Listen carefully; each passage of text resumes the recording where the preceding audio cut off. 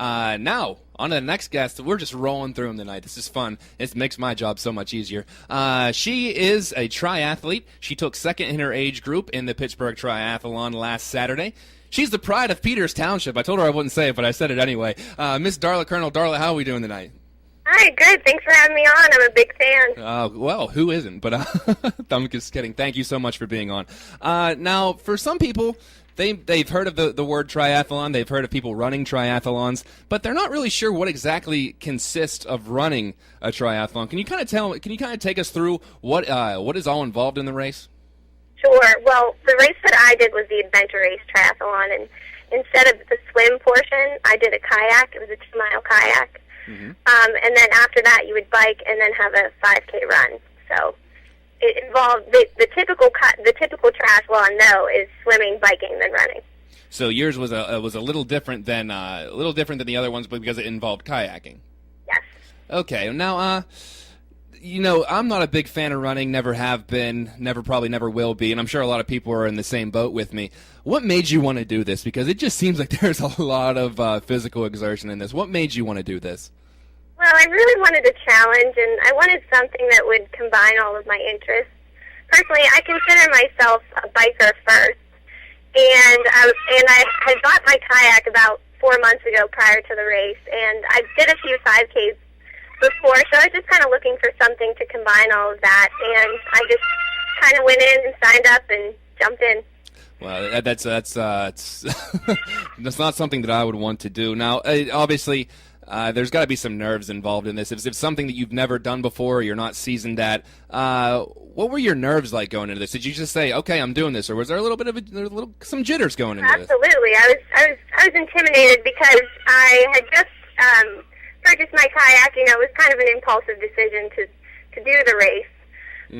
But I would say that my nerves were basically from training, and I didn't really get that much training in, but it was something I wanted to challenge myself and see if I could do it, and that was about it. Well, there's some quirky rules in this, because you think bike races, you think big packs and what have you, and people drifting, and same with kayak races and stuff like that. There are some rules that kind of kept you from doing that, if I'm right, correct?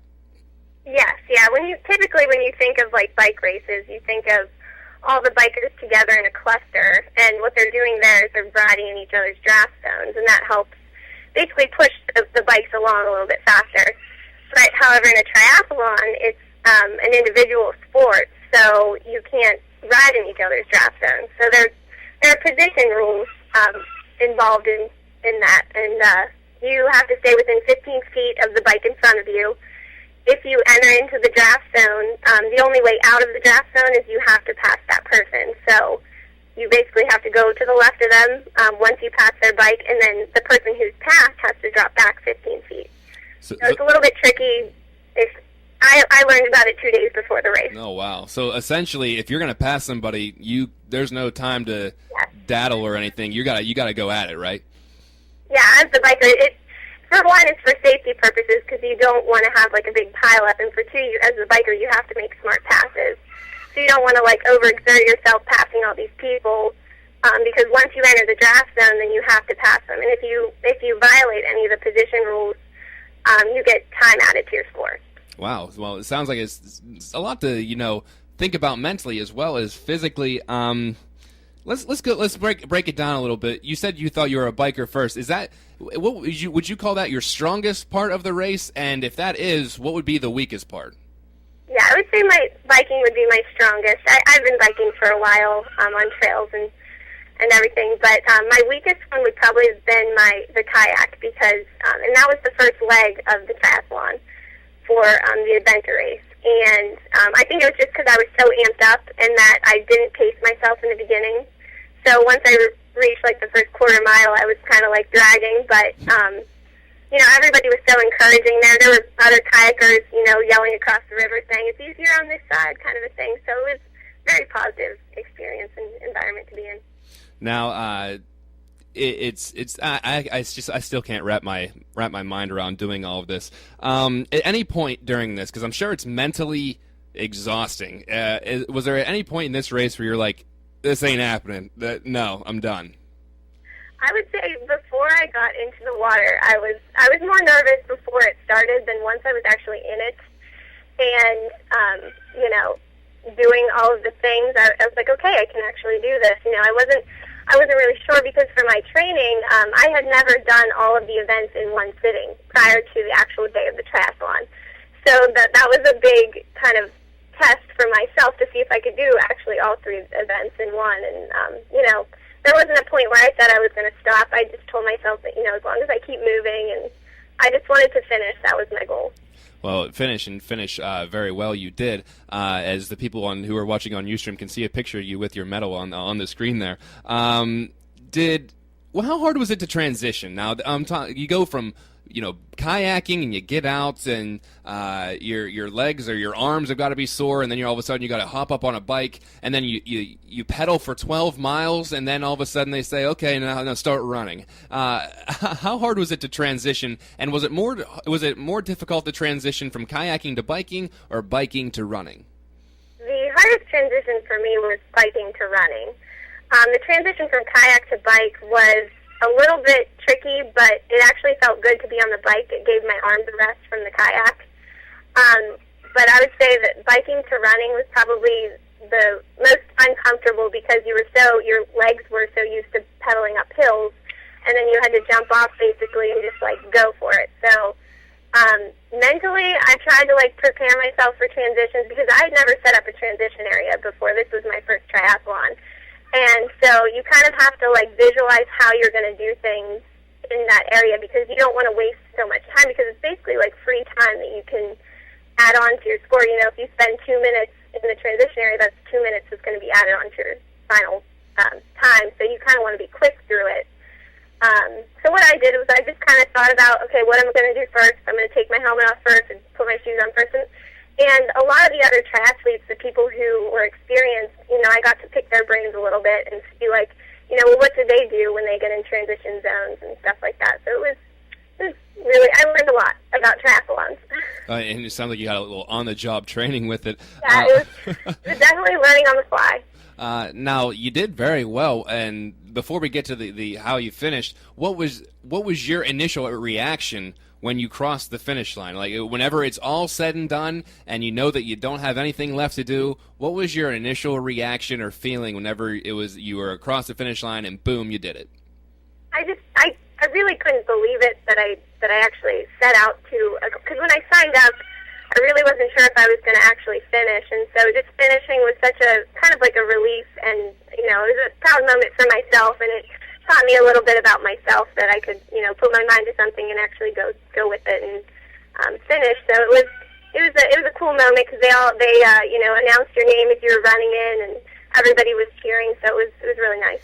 Well, like you alluded to earlier, and I kind of hinted at, this is as much mental as it is physical, and the fact that you could have the mental strength and capacity to push through and say, yeah, I have 15,000 miles left. I got 8 miles left to bike, and then I got to run a 5K after this. Or even when you're in the kayak, I got to kayak 2 miles and then bike 12 and then run a 5K. Are you nuts? There's many people that wouldn't even attempt it, and then when they do attempt it, it's just mentally overbearing. Now, let's go ahead and talk about what your initial reaction was when you heard your name that you placed. You placed second in your age group, ages 20 to 24. What was it? Was it just did you kind of have a feeling that was going to happen? Because your time, I believe your time was around 2 hours and 10 minutes. Was you like, oh yeah, that makes sense, or was it like, oh my goodness, I can't believe it? No, I was absolutely confused. I was actually standing looking at the results board. I wasn't really paying attention to the awards ceremony at that point.